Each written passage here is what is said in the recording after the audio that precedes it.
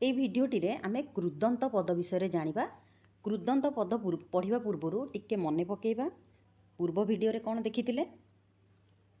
ଉପସର୍ଗ ମନେ ପଡ଼ିଲା ତ। ଏଇ ଉପସର୍ଗଟି କ'ଣ ଥିଲା ନା ଧାତୁ ବା ଧାତୁଜ ଶବ୍ଦ ତା ସହିତ ତା ପୂର୍ବରୁ କ'ଣ ହେଉଥିଲା ନା ଗୋଟେ ପ୍ରତ୍ୟୟଯୁକ୍ତ ହେଉଥିଲା। ପୂର୍ବରୁ ଗୋଟେ ପ୍ରତ୍ୟୟଯୁକ୍ତ ହେଉଥିଲା ନାଇଁ କି, ତାକୁ ଆମେ କ'ଣ କହୁଥିଲେ? ଉପସର୍ଗ ବୋଲିକି କହୁଥିଲେ ନାଇଁ କି, ଗୋଟେ ଅବ୍ୟୟ ବ୍ୟବହାର ହେଉଥିଲା ତାକୁ ଆମେ ଉପସର୍ଗ କହୁଥିଲେ। ଏଇ ଧାତୁର ପରେ ଯଦି ବ୍ୟବହାର ହେଲା ସେଟା ହେଲା କୃଦନ୍ତ ପଦ। ମନେ ରଖିଥାଅ ହେଲା, କୃଦନ୍ତ ପଦ ପାଇଁ କ'ଣ ପରେ ବ୍ୟବହାର ହେବ। ତାହେଲେ ଏଠି ଭାଷାକୁ ଆମର କ'ଣ ଗତିଶୀଳ ଭାବ ପ୍ରକାଶ କରିବାରେ ସାହାଯ୍ୟ କରିବା ପାଇଁ କ'ଣ ଦରକାର? ଶବ୍ଦ ଦରକାର। ତ ଆମର ଓଡ଼ିଆ ଭାଷାରେ ଶବ୍ଦ ଭଣ୍ଡାର ବହୁତ ଅଧିକ ରହିଛି ନାଇଁ କି। ବେଳେବେଳେ କ'ଣ ନା ସଂସ୍କୃତ ଧାତୁ ସହିତ ପୁଣି କେତେବେଳେ ଓଡ଼ିଆ ଧାତୁ ସହିତ ପ୍ରତ୍ୟୟ ଯୋଗ କରାଯାଇଥାଏ ହେଲା। ସଂସ୍କୃତ ଧାତୁ ଯୁକ୍ତକ ପ୍ରତ୍ୟୟ ହେଇକି ନୂତନ ଶବ୍ଦ ତିଆରି ହେଲା, ଯେଉଁଟାକି ଆମର କ'ଣ କୁହାଗଲା ନା ଯେଉଁଟାକୁ ଆମର ତତ୍ସମ ଶବ୍ଦ ବୋଲିକି କୁହାଗଲା। ତତ୍ସମ ତାହା ସହିତ ସମାନ, କାହା ସହିତ ନା ସଂସ୍କୃତ ଶବ୍ଦ ସହିତ ସମାନ। ଦୃଶ ଇଏ ହେଲା ସଂସ୍କୃତ ଧାତୁ, ତା ସହିତ ଅନ ପ୍ରତ୍ୟୟ ଲାଗିଲା। ଦର୍ଶନ ହେଲା। ପଠ ଇଏ ହେଲା ସଂସ୍କୃତ ଧାତୁ, ତା ସହିତ ଅ ଲାଗିଲା ଯେଉଁଟାକି ପ୍ରତ୍ୟୟ, ନୂଆ ଶବ୍ଦ ତିଆରି ହେଲା ପାଠ। ବୁଧ ସଂସ୍କୃତ ଧାତୁ, ତା ସହିତ ପ୍ରତ୍ୟୟ ଲାଗିଲା ତି, ବୁଧ ଆଉ ତି ମିଶିକିରି କ'ଣ ହେଲା? ବୁଦ୍ଧି। ସେଇଭଳି ଓଡ଼ିଆ ଧାତୁ କେତେକ ଦେଖିବା, ଆଉ ତା ସହିତ ପ୍ରତ୍ୟୟଯୁକ୍ତ ହେଇକିରି ନୂତନ ଶବ୍ଦ ତିଆରି ହେଲା। ଯେଉଁ ନୂତନ ଶବ୍ଦଟି ବ୍ୟବହାର ମାନେ ତିଆରି ହେଲା ସେଟା ତଦ୍ଭବ ଶବ୍ଦ ହେଇପାରେ କିମ୍ବା ଦେଶଜ ଶବ୍ଦ ହେଇପାରେ ହେଲା। ତଦ୍ଭବ ଶବ୍ଦ କ'ଣ? ତଦ୍ଭବ ମାନେ ତହିଁରୁ ଜାତ। କେଉଁଥିରୁ ଜାତ? ନା ସଂସ୍କୃତ ଭାଷାରୁ ଏଟା ଜାତ ହେଇଛି। ଦେଶଜ କ'ଣ ନା ଲୋକଙ୍କ ମୁଖରୁ ନିଃସୃତ ହେଇଥିବା ଶବ୍ଦ ଗୁଡ଼ିକ। ଓଡ଼ିଆ ଧାତୁ ତାହେଲେ କ'ଣ କ'ଣ ଦେଇଛି? କାନ୍ଦ, ପଢ଼, ଖସ, ତା ସହିତ ପ୍ରତ୍ୟୟ ଲାଗିଲା ଅଣା, ଉଆ, ଅଡ଼ା। କାନ୍ଦ ଅଣା କାନ୍ଦଣା, ପଢ଼ ଉଆ ପଢ଼ୁଆ, ଖସ ଅଡ଼ା ଖସଡ଼ା ଇତ୍ୟାଦି। ଯଦି ଏଠି ପ୍ରଶ୍ନ କରାଯାଏ କୃଦନ୍ତ ଶବ୍ଦ କେଉଁ ଗୁଡ଼ିକ, ତାହେଲେ କୃଦନ୍ତ ଶବ୍ଦ ଦୃଶ ଅନ ମିଶିକିରି କ'ଣ ହେଲା ନା ଦର୍ଶନ, ପାଠ, ବୁଦ୍ଧି, କାନ୍ଦଣା, ପଢ଼ୁଆ, ଖସଡ଼ା ଏ ସବୁ ଗୁଡ଼ାକ ହେଲା କ'ଣ ନା କୃଦନ୍ତ ଶବ୍ଦ। ପୁଣି ଆମେ ତାକୁ ଏଇ କୃଦନ୍ତ ଶବ୍ଦ ଗୁଡ଼ିକୁ ଯଦି ଭାଗ ଭାଗ କରିବା ତାହେଲେ ଏଗୁଡ଼ିକ ସବୁ ହେଲା କ'ଣ ନା ତତ୍ସମ କୃଦନ୍ତ ଶବ୍ଦ। ତତ୍ସମ କ'ଣ ନା ସଂସ୍କୃତ ଭାଷା ସହିତ ସମାନ। ଆଉ ଯେଉଁ ଓଡ଼ିଆ ଧାତୁ ବା ପ୍ରତ୍ୟୟ ଏଗୁଡ଼ିକୁ ଆମେ ତଦ୍ଭବ ଆଉ ଦେଶଜ ଦୁଇ ଭାଗରେ କରିବା। ଦେଖ ତଦ୍ଭବ ତହିଁରୁ ଜାତ, ଏ ଧାତୁ ଗୁଡ଼ିକ କ'ଣ ନା ଜାତ କେଉଁଥିରୁ ନା ସଂସ୍କୃତ ଧାତୁରୁ। କାନ୍ଦର ସଂସ୍କୃତ ଧାତୁ କ'ଣ ନା କ୍ରନ୍ଥ, କ'ଣ କ୍ରନ୍ଥ ନାଇଁ କି। ସେଇଭଳି ପଢ଼ର ସଂସ୍କୃତ ଧାତୁ କ'ଣ ନା ପଠ, ପଠ ଧାତୁରୁ ଆସିଛି ପଢ଼ ହେଲା। ଇଏ କିନ୍ତୁ ଏ ଦୁଇଟି ହେଇଗଲା କ'ଣ ନା ତଦ୍ଭବ ଶବ୍ଦ। ଏଇ ଦୁଇଟି କ'ଣ ନା ତଦ୍ଭବ ଶବ୍ଦ। ତଦ୍ଭବ ଏଇ ଦୁଇଟି ହେଲା କ'ଣ ତଦ୍ଭବ ଶବ୍ଦ। କିନ୍ତୁ ଖସ ଅଡ଼ା ଖସଡ଼ା ଇଏ ହେଲା କ'ଣ ନା ଦେଶଜ ଶବ୍ଦ। ଏଇ ଗୋଟିକ ହେଲା କ'ଣ ଦେଶଜ ଶବ୍ଦ। ଦେଶଜ ଶବ୍ଦ ଆକୁ କ'ଣ କହିବା ନା ତତ୍ସମ କୃଦନ୍ତ ଶବ୍ଦ। ୟାକୁ କହିବା ଏଇ କାନ୍ଦଣା ଆଉ ପଢ଼ୁଆକୁ କହିବା ତଦ୍ଭବ କୃଦନ୍ତ ଶବ୍ଦ, ଆଉ ଖସଡ଼ାଟି ହେଉଛି ଦେଶଜ କୃଦନ୍ତ ଶବ୍ଦ। ଯଦି ପ୍ରଶ୍ନ କରାଯାଏ ଯେ କୃଦନ୍ତ ଶବ୍ଦ ବା କୃଦନ୍ତ ପଦ କାହାକୁ କୁହାଯାଏ, ତାହେଲେ କ'ଣ କହିବା ନା ନୂଆ ଶବ୍ଦ ଗଢ଼ିବା ପାଇଁ, ନୂଆ ଶବ୍ଦ ଆମେ ଦେଖିଲେ ଗଢ଼ା ହେଇଛି, ନୂଆ ଶବ୍ଦ ଗଢ଼ିବା ପାଇଁ ଧାତୁ ସହିତ ଯେଉଁ ପ୍ରତ୍ୟୟ ଯୁକ୍ତ ହୁଏ, ଧାତୁ ସହିତ ଯେଉଁ ପ୍ରତ୍ୟୟଟା ଯୁକ୍ତ ହେଲା ତାକୁ ଆମେ କୃତ କହନ୍ତି। ତାକୁ କ'ଣ କୁହନ୍ତି? ଖାଲି କୃତ। ଏହି କୃତ ପ୍ରତ୍ୟୟ ଯୋଗ ହେବା ଦ୍ୱାରା ଯେଉଁ ନୂତନ ଶବ୍ଦଟି ଗଠିତ ହେଲା ତାକୁ କୃଦନ୍ତ ଶବ୍ଦ ବୋଲିକି କହିବା ହେଲା। ଯେମିତି ଦେଖିଲେ ଉଦାହରଣରେ କ'ଣ କାନ୍ଦ ଯୁକ୍ତକ ଅଣା କାନ୍ଦଣା, ଏଠି କାନ୍ଦ ହେଲା କ'ଣ ନା ଧାତୁ, ତା ସହିତ ଅଣା ପ୍ରତ୍ୟୟ ଲାଗିଲା। ଏଇ ଅଣା ପ୍ରତ୍ୟୟଟିକୁ କୃତ ପ୍ରତ୍ୟୟ ବୋଲି କୁହାଗଲା। ଆଉ କାନ୍ଦଣା ଯେଉଁ ଶବ୍ଦଟି ବାହାରିଲା ସେ ଶବ୍ଦଟି ହେଉଛି କୃଦନ୍ତ ଶବ୍ଦ ବା କୃଦନ୍ତ ପଦ। ସେଇଭଳି କେତେ ଗୁଡ଼ିଏ କୃତ ପ୍ରତ୍ୟୟ ଆମେ ଦେଖିବା ଏଠି। ସଂସ୍କୃତର କେତେକ କୃତ ପ୍ରତ୍ୟୟ ହେଲା କ'ଣ ନା ଅ, ଅନ, ଅକ, ତବ୍ୟ, ଅନିୟ, ଇତ୍ର, ତ୍ର, ତୃ, ତି, ଇନ୍, ତ, ଜ, ଇଷ୍ଣୁ, ଉକ, ଉର, ର, ଉ ଇତ୍ୟାଦି। ଚେଷ୍ଟା କରିବ ଏଇ ସବୁତିକ ପ୍ରତ୍ୟୟ ଗୁଡ଼ିକୁ କୃତ ପ୍ରତ୍ୟୟ ଗୁଡ଼ିକୁ ଲଗେଇକି ଗୋଟେ ଗୋଟେ ଶବ୍ଦ ଯେମିତି ତିଆରି କରିବ। ଧାତୁ ନେବ, ଧାତୁ ସହିତ ଏଇ ପ୍ରତ୍ୟୟକୁ ବ୍ୟବହାର କରିକି ନୂଆ ଶବ୍ଦ ତିଆରି କରିବାକୁ ଚେଷ୍ଟା କରିବ। ଓଡ଼ିଆ କୃତ ପ୍ରତ୍ୟୟ କ'ଣ କ'ଣ ନା ଅ, ଆ, ଇ, ଅଣ, ଅଣା, ଅଣି, ଆଣି, ଅନ୍ତା, ଏଣି, ଉଆଳ, ଇବା, ଉଣି, ଉଆ, ରା, ଅତି ଇତ୍ୟାଦି। ଆଉ ଉଣା ଏସବୁ ହେଲା କ'ଣ ନା ଓଡ଼ିଆ କୃତ ପ୍ରତ୍ୟୟ। ଦେଖ ସଂସ୍କୃତ କୃତ ପ୍ରତ୍ୟୟ ଗୁଡ଼ିକ आमे व्यवहार कले तत्सम शब्द नहीं कि आउ ओडिया कृत कृत प्रत्यय गुड़िक तद्भव और देशज शब्द व्यवहार करुचे नहीं कि एठी आमे केते गुड़िए संस्कृत कृत प्रत्यय देखिबा पुणी से कृत प्रत्यय निष्पन्न होइकी केते गुड़िए तत्सम शब्द गठित होइछि देखिबा नहीं कि जमती अ प्रत्यय लागिकी कौन कौन सब शब्द होइछि देखिबा या सब की शब्द कहवा बा की पद कहवा क्रुदंत पद बा क्रुदंत शब्द बोलिकी कहवा नहीं कि एठी पठ है धातु की धातु ना संस्कृत ये संस्कृतर धातु है पठ अ कौन हम पाठ त्यज अ त्याग पच अ पाक जी अ जय भी अ भय श्रुप अ सर्प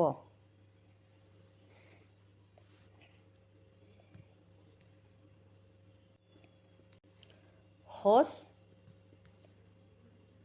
हस अ हस मधु पा अ मधुप शम श्रु अ संसार कुंभ क्रू अ कुंभकार जल दा अ जलद से भली दीप अ देव जप अ जप इत्यादि। संस्कृतर आउ गोटे प्रत्यय होची अन्न प्रत्यय जमती भुज अन्न भोजन रुद अन्न रोदन पठ अन्न पठन पथ अन्न पतन जीव अन्न जीवन भास अन्न भाषण श्रु अन्न श्रवण मृ अन्न मरण स्मृ अन्न स्मरण कृ अन्न करण भूष अन्न भूषण ग्रह अन्न ग्रहण इत्यादि। संस्कृत तापर देखिबा अक प्रत्यय खाद अक खादक नृत अक नर्तक पठ अक पाठक शिख अक शिक्षक जन अक जनक गई अक गायक पच अक पाचक सास अक शासक स्तु अक स्तावक क्रू अक कारक इत्यादि। तापर उक प्रत्यय निंद उक निंदुक भिख उक भिक्षुक भू उक भावुक एटा ही क्वेश्चन ने बेसी पड़े प्राय देइथिबो ऑप्शन जदि देइथिबो भो उक भावुक भा उक भावुक एही भली पिला माने सब भूल करंती किंतु भू उक भावुक हबो। तापरे ई प्रत्यय जल धा ई कोन हबो जलधि बि धा ई विधि नि धा ई निधि। तापरे इष्णु प्रत्यय बुध ब्रुध इष्णु वर्धिष्णु सह इष्णु सहिष्णु। तापरे इन प्रत्यय भू इन भावी अधिक्रु इन अधिकारी स्था इन स्थायी सत्य बद इन सत्यवादी प्रबस इन प्रवासी उपक्रु इन उपकारी। तापरे त प्रत्यय को देखिबा कृ त कृत जीव त जीवित हन त हत प्री त प्रीत भू त भूत जुज त युक्त सम त शांत सिच त सिक्त सुध त शुद्ध पच त पक्व। तापर देखिबा ती प्रत्यय बुध ती बुद्धि स्था ती स्थिति दृश ती दृष्टि स्मृ ती स्मृति कृ ती कृति मुच ती प्रत्यय लगिला मुक्ति सास ती शास्ति भज ती भक्ति मन युक्तकति मति सम युक्तकति शांति। तापर देखिबा तव्य प्रत्यय कृ तव्य कर्तव्य दृश तव्य द्रष्टव्य दा तव्य दातव्य ज्ञा तव्य ज्ञातव्य मन तव्य मंतव्य गम तव्य गंतव्य बच तव्य वक्तव्य श्रुतव्य श्रोतव्य भुज तव्य भोक्तव्य लभ तव्य लब्धव्य। तापरे अन्य प्रत्यय देखिबा स्मृ अनीय स्मरणीय कृ अनीय करणीय पठ अनीय पठनीय पूज अनीय पूजनीय श्रु अनीय श्रवणीय ग्रह अनीय ग्रहणीय बंद अनीय बंदनीय पाळ अनीय पाळनीय दृश अनीय दर्शनीय पा अनीय पानीय। तापरे इत्र प्रत्यय चर इत्र चरित्र बह इत्र बहित्र पु इत्र पवित्र खन इत्र खनित्र। तापर देखिबा ज प्रत्यय पठ ज पाठ्य गम ज गम्य दृश ज दृश्य पद ज पद्य गद ज गद्य କ୍ରୁ ଜ କାର୍ଯ୍ୟ, ସହ ଜ ସହ୍ୟ, ସାସ୍ ଜ ଶିଷ୍ୟ, ବଚ୍ ଜ ବାଚ୍ୟ ବା ବାକ୍ୟ, ରୁ ଜ ଆର୍ଯ୍ୟ, ପା ଜ ପେୟ, ଦା ଜ ଦେୟ, ବିଦ୍ ଜ ଆ ବିଦ୍ୟା, ସି ଜ ଆ ଶଯ୍ୟା। ତାପରେ ଦେଖ ତ୍ର ପ୍ରତ୍ୟୟ, ବସ୍ ତ୍ର ବସ୍ତ୍ର, ଅସ୍ ତ୍ର ଅସ୍ତ୍ର, ନି ତ୍ର ନେତ୍ର, କ୍ଷି ତ୍ର କ୍ଷେତ୍ର, ସ୍ତୁ ଯୁକ୍ତକ ତ୍ର ସ୍ତୋତ୍ର, ପଥ୍ ଯୁକ୍ତକ ତ୍ର ପତ୍ର। ତାପରେ ପୁଣି ଦେଖିବା ସଂସ୍କୃତର ତୃ ପ୍ରତ୍ୟୟ, କ୍ରୁ ଆଉ ତୃ କର୍ତ୍ତୃ ବା କର୍ତ୍ତା, ପା ତୃ ପିତୃ ବା ପିତା, ମା ତୃ ମାତୃ ବା ମାତା, ନି ତୃ ନେତୃ ବା ନେତା, ଶ୍ରୁ ତୃ ଶ୍ରୋତୃ ବା ଶ୍ରୋତା। ତାପରେ ବି ଜି ତୃ ବିଜେତା, ବି କ୍ରି ତୃ ବିକ୍ରେତା, ନି ଜମ୍ ତୃ ନିୟନ୍ତା, ବି ଧା ତୃ ବିଧାତା, ପ୍ର ବଚ୍ ତୃ ପ୍ରବକ୍ତା।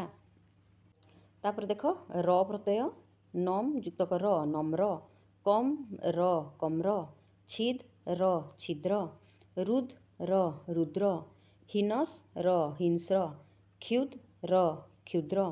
ତାପରେ ନ ପ୍ରତ୍ୟୟ ଦେଖିବା, ପ୍ରଚ୍ ନ ପ୍ରଶ୍ନ, ଯଥ୍ ଯୁକ୍ତକ ନ ଯତ୍ନ, ଯଜ୍ ନ ଯଜ୍ଞ, ତୃଷ୍ ନ ଆ ତୃଷ୍ଣା। ତାପରେ ଦେଖ ଉର ପ୍ରତ୍ୟୟ, ଭନଜ୍ ଉର ଭଙ୍ଗୁର, ବିଦ୍ ଉର ବିଦୁର, ମିଦ୍ ଉର ମେଦୁର, ଭାସ୍ ଉର ଭାସୁର। ତାପରେ ଏଇଟା ଗୋଟେ ଇମ୍ପୋର୍ଟାଣ୍ଟ ମନେ ରଖ, ସନ୍ ପ୍ରତ୍ୟୟ ଇଚ୍ଛା ଅର୍ଥରେ ସନ୍ ପ୍ରତ୍ୟୟ ଲାଗିଥାଏ ହେଲା, ମନେ ରଖ ଇଚ୍ଛା କରିବା ଅର୍ଥରେ ସନ୍ ପ୍ରତ୍ୟୟ ଲାଗିଥାଏ। ଏଇ ସନ୍ ପ୍ରତ୍ୟୟ ଦ୍ୱାରା ଯେଉଁ ନିଷ୍ପନ୍ନ ପଦଟି ରହିଲା ତାକୁ ସନନ୍ତ ପଦ ବୋଲିକି କୁହାଯାଏ। କ'ଣ କୁହାଯାଏ? ସନନ୍ତ ପଦ। ତ ସନ୍ ପ୍ରତ୍ୟୟରେ ଆ କିମ୍ବା ଉ ଯଦି ଲାଗିଲା ପ୍ରତ୍ୟୟ ଯୋଗ ହେଲା, ଆ କିମ୍ବା ଉ ପ୍ରତ୍ୟୟ ଯୋଗ କରାଯାଇକି ଗୋଟେ ବିଶେଷ୍ୟ ପଦ ଗଠନ କରାଯିବ। ଦେଖିବା ଉଦାହରଣ ଦେଖିଲେ ବୁଝିପାରିବା। ପିଇବାର ଇଚ୍ଛା, ଇଚ୍ଛା ଅର୍ଥରେ କ'ଣ ଲାଗିବ କୁହାଗଲା? ସନ୍ ପ୍ରତ୍ୟୟ ନାଇଁ କି? ତେଣୁକରି ପା ଧାତୁ ତା ସହିତ ସନ୍ ପ୍ରତ୍ୟୟ ଲାଗିଲା, ତାପରେ ଆ ପ୍ରତ୍ୟୟ ଗୋଟେ ଯୋଗ କରାଗଲା ନାଇଁ କି? ତାହେଲେ କ'ଣ ହେଇଗଲା ନା ପିପାସା। ତାପରେ ଜାଣିବାର ଇଚ୍ଛା, ପୁଣି ଇଚ୍ଛା ଅର୍ଥରେ କ'ଣ ଲାଗିବ? ସନ୍ ପ୍ରତ୍ୟୟ। ତାହେଲେ ଜାଣିବାର ଇଚ୍ଛାକୁ ଜିଜ୍ଞାସା ବୋଲି କୁହାଯାଏ। ଏଇଟା କେମିତି ତିଆରି ହେଇଛି ନା ଜ୍ଞା ସନ୍ ଆ ଜିଜ୍ଞାସା। ତାପରେ ଜୟ କରିବାର ଇଚ୍ଛା, ଜି ସନ୍ ଆ ଜିଗୀଷା। ହତ୍ୟା କରିବାର ଇଚ୍ଛା, ହନ୍ ସନ୍ ଆ ଜିଘାଂସା। ଲାଭ କରିବାର ଇଚ୍ଛା, ଲିପ୍ସା, ଲଭ୍ ସନ୍ ଆ ଲିପ୍ସା। ଦେଖିବାର ଇଚ୍ଛା, ଦିଦୃକ୍ଷା, ଦୃଶ୍ ସନ୍ ଆ ଦିଦୃକ୍ଷା। କରିବାର ଇଚ୍ଛା, ଚିକିତ୍ସା, କ୍ରୁ ସନ୍ ଆ ଚିକିତ୍ସା। ଦାନ କରିବାର ଇଚ୍ଛା, ଦିଚ୍ଛା, ତାହେଲେ ଦା ସନ୍ ଆ ଦିଚ୍ଛା। ଶୁଣିବାର ଇଚ୍ଛା, ଶୁଶ୍ରୂଷା, ଶ୍ରୁ ସନ୍ ଆ ଶୁଶ୍ରୂଷା। ମୁକ୍ତି ପାଇବାର ଇଚ୍ଛା, ମୁମୁକ୍ଷା, ମୁଚ୍ ସନ୍ ଆ ମୁମୁକ୍ଷା। ମରିବାର ଇଚ୍ଛା, ମୁମୂର୍ଷା, ମୃ ସନ୍ ଆ ମୁମୂର୍ଷା। ପିଇବାକୁ ଇଚ୍ଛୁକ, ପିପାସୁ, ପା ସନ୍ ଉ ପିପାସୁ। ଜାଣିବାକୁ ଇଚ୍ଛୁକ, ଜିଜ୍ଞାସୁ, ଜ୍ଞା ସନ୍ ଉ ଜିଜ୍ଞାସୁ। ଲାଭ କରିବାକୁ ଇଚ୍ଛୁକ, ଲିପ୍ସୁ, ଲଭ୍ ସନ୍ ଉ। ତାହେଲେ ଏଠି ସବୁତିକ ଆମେ ଦେଖିଲେ କିପରି ଭାବରେ ତିଆରି ହେଇଛି ନୂଆ ଶବ୍ଦ ଗୁଡ଼ିକ ସନ୍ ପ୍ରତ୍ୟୟ ଲାଗିକି ନାଇଁ କି? ୟା ପୂର୍ବରୁ ସବୁତିକ ଆମେ ସଂସ୍କୃତର କୃତ୍ ପ୍ରତ୍ୟୟକୁ ଦେଖିଲେ। ବର୍ତ୍ତମାନ ଆମେ ଦେଖିବା କ'ଣ ନା ଓଡ଼ିଆର କୃତ୍ ପ୍ରତ୍ୟୟ କେମିତି ଲାଗିଛି ଆଉ ନିଷ୍ପନ୍ନ ତଦ୍ଭବ ଆଉ ଦେଶଜ ଶବ୍ଦ ତିଆରି ହେଇଛି। କ'ଣ ତିଆରି ହେଇଛି? ତଦ୍ଭବ ଆଉ ଦେଶଜ ଶବ୍ଦ। ଆଉ ସଂସ୍କୃତରେ ଯେଉଁଗୁଡ଼ିକ ତିଆରି ହେଲା ସଂସ୍କୃତ କୃତ୍ ପ୍ରତ୍ୟୟ ଲାଗିକି ଦେଖିଲେ ଆମେ ସେସବୁ ତତ୍ସମ ଶବ୍ଦ ପ୍ରାୟ ବ୍ୟବହାର ହେଇଛି ନାଇଁ କି? ତାହେଲେ ଓଡ଼ିଆ କୃତ୍ ପ୍ରତ୍ୟୟରେ ଅ ପ୍ରତ୍ୟୟକୁ ଦେଖିବା। କାଟ୍ ଅ କାଟ, କାନ୍ଦ୍ ଅ କାନ୍ଦ, ମୋଡ଼୍ ଅ ମୋଡ଼, ତାପରେ ଡାକ୍ ଅ ଡାକ, ମାର୍ ଅ ମାର। ତାପରେ ଅଣ ପ୍ରତ୍ୟୟ, ଝୁଲ୍ ଅଣ ଝୁଲଣ, ଫୁଟ୍ ଅଣ ଫୁଟଣ, ଗଢ଼୍ ଅଣ ଗଢ଼ଣ। ତାପରେ ଅଣା ପ୍ରତ୍ୟୟ, କାନ୍ଦ୍ ଅଣା କାନ୍ଦଣା, ରାନ୍ଧ୍ ଅଣା ରାନ୍ଧଣା, ପିଟ୍ ଅଣା ପିଟଣା, ବିଞ୍ଚ୍ ଅଣା ବିଞ୍ଚଣା। ତାପରେ ଅଣି ପ୍ରତ୍ୟୟ, ଖଟ୍ ଅଣି ଖଟଣି, ଚଳ୍ ଅଣି ଚଳଣି, ଲୋଟ୍ ଅଣି ଲୋଟଣି, ରହ ଅଣି ରହଣି। ତାପରେ ଦେଖିବା ଅନ୍ତା ପ୍ରତ୍ୟୟ, ଫେର୍ ଅନ୍ତା ଫେରନ୍ତା, ଚଳ୍ ଅନ୍ତା ଚଳନ୍ତା, ଜି ଅନ୍ତା ଜିଅନ୍ତା, ଫୁଟ୍ ଅନ୍ତା ଫୁଟନ୍ତା, ଉଡ଼୍ ଅନ୍ତା ଉଡ଼ନ୍ତା, ଜଳ ଅନ୍ତା ଜଳନ୍ତା। ତାପରେ ଅନ୍ତି ପ୍ରତ୍ୟୟ ଚଳ ଅନ୍ତି ଚଳନ୍ତି, ଫଳ ଅନ୍ତି ଫଳନ୍ତି, ଖଟ ଅନ୍ତି ଖଟନ୍ତି, କହ ଅନ୍ତି କହନ୍ତି। ତାପରେ ଆ ପ୍ରତ୍ୟୟ ବୁଣ ଆ ବୁଣା, ଚିହ୍ନ ଆ ଚିହ୍ନା, ଗଢ଼ ଆ ଗଢ଼ା, ରାନ୍ଧ ଆ ରନ୍ଧା, ଛାଣ ଆ ଛଣା, ଖେଳ ଆ ଖେଳା। ତାପରେ ଆଣ ପ୍ରତ୍ୟୟ ଫେଡ଼ ଆଣ ଫେଡ଼ାଣ, ମିଶ ଆଣ ମିଶାଣ, ଉଠ ଆଣ ଉଠାଣ, ଭାସ ଆଣ ଭସାଣ।